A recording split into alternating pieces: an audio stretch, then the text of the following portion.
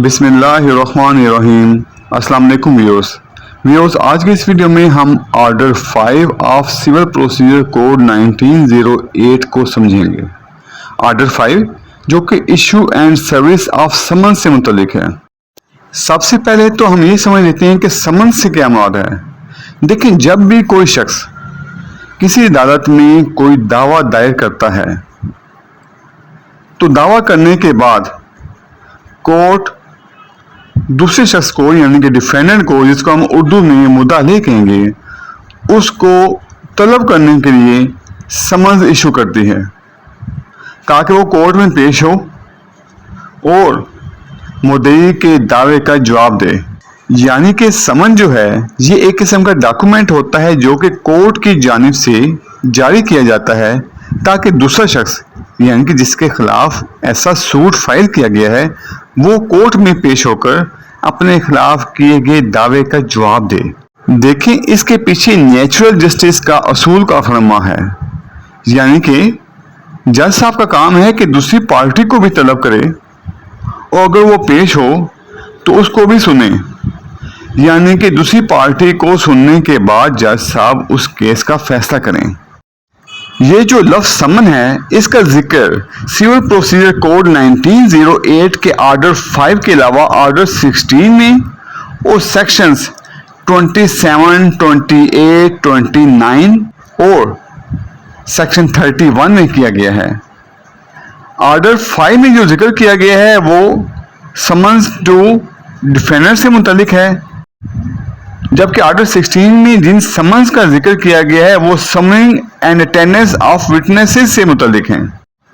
Order 5 के rule 1 और 2 में बताया गया है कि जो समन जारी किया जाएगा वो ड्यूली साइंड बाय द जज होगा, यानी कि बाकायदा तौर पर जज साहब के उस पर सिग्नेचर होंगे और इसके अलावा जो कोर्ट होगी उसकी सील भी उस पर होगी, यानी कि कोर्ट की मोहर भी उस पर लगी होगी और जज साहब के साइन भी होंगे।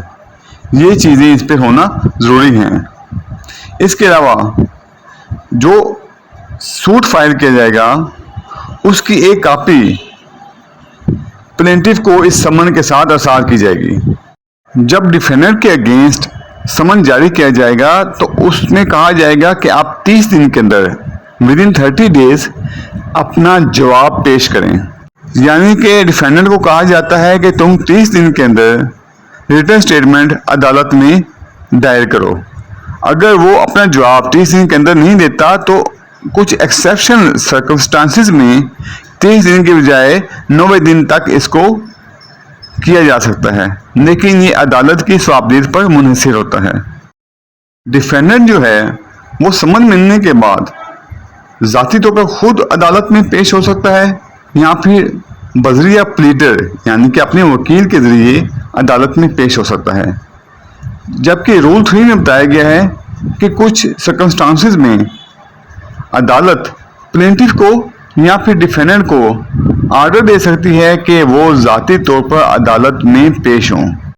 यानी कि जब कोर्ट समझे कि डिफेंडेंट का ज़ाती तौर पर अदालत में पेश होना ज़रूरी है तो वो प्लेंटिफ को भी ऑर्डर जारी कर सकती है कि वो भी ज़ाती तौर पर उस डेट को अदालत में पेश हो। लेकिन कुछ केसेस ऐसे होते हैं जिसमें कोर्ट पर्सनल अपीयरेंस के लिए ऑर्डर जारी नहीं किया जा सकती, जैसा कि ऑर्डर 5 के रूल 4 में बयान किया गया है या फिर सेक्शंस 132 और 133 में बयान किया गया है। रूल 4 में बताया गया है कि कोर्ट किसी शख्स की ज़ाती अपीयरेंस के लिए उस वक्त ऑर्डर जारी कर सकती है जब ऐसा शख्स उस कोर्ट की इख्तियार समात के अंदर हो, या फिर दूसरी सूरत ये हो सकती है कि ऐसा शख्स उस कोर्ट के 50 माइल्स के अंदर मौजूद हो, तो ऐसी सूरत में भी कोर्ट ऐसे शख्स की ज़ाती अपीयरेंस के लिए ऑर्डर जारी कर सकती है। या फिर कोर्ट ऐसे शख्स को ज़ाती अपीयरेंस के लिए उस वक्त भी ऑर्डर जारी कर सकती है जब ऐसा शख्स उस कोर्ट की हदूद के 200 माइल्स के अंदर हो, यानी कि 50 माइल से ज़्यादा हो जाए लेकिन 200 माइल्स के अंदर हो। लेकिन उसमें कंडीशन ये है कि ऐसे शख्स को वहाँ पे आमदोरफ्त के लिए कन्वीनियंस अवेलेबल हो। یعنی کہ اگر وہ 50 مائل سے زیادہ اور 200 مائلز کے اندر موجود ہو تو ذاتی اپیئرنس کے لیے آرڈر جاری کیا جا سکتا ہے، لیکن وہاں پہ پبلک کنوینس کا موجود ہونا ضروری ہے۔ دوسری صورت یہ ہو سکتی ہے کہ اگر ایسا شخص عورت ہے تو عورت کو اس میں ایگزیمپشن حاصل ہے، اس کو ذاتی اپیئرنس کے لیے آرڈر جاری نہیں کیا جا سکتا۔ اس طرح بعض دوسرے افراد ہیں جن کو سیکشن 132 کے تحت ایگزیمپشن حاصل ہو، ان کو بھی ذاتی اپیئرنس کے لیے آرڈر جاری نہیں کیا جا سکتا۔ یا پھر کوئی اور شخص جس کو سیکشن 133 آف CPC کے تحت ایگزیمپشن حاصل ہے، اس کو بھی کورٹ ذاتی اپیئرنس کے لیے آرڈر جاری نہیں کر سکتی۔ اب اگر بات کی جائے کہ کانٹینٹس آف سمنس کیا ہوں گے تو اس سے متعلق آرڈر 5 کے رول 5 سے لے کر رول 8 کے درمیان ڈسکس کیا گیا ہے۔ جب کورٹ سمن جاری کرتی ہے تو اس میں وہ بتا دیتی ہے کہ یہ سیٹلمنٹ آف ایشوز کے لیے جاری کیے گئے ہیں یا پھر ڈسپوزل آف سوٹ کے لیے جاری کیے گئے ہیں۔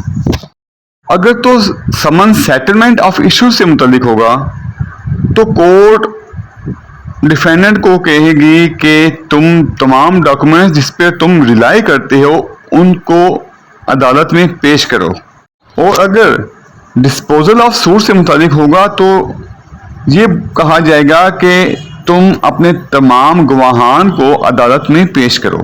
ڈیفینڈنٹ کو جو سمن جاری کیا جائے گا اس میں اس کو سفیشینٹ ٹائم دیا جائے گا تاکہ وہ کورٹ میں اپیئر ہو اور اپنے خلاف کیے گئے دعوے کا جواب دے۔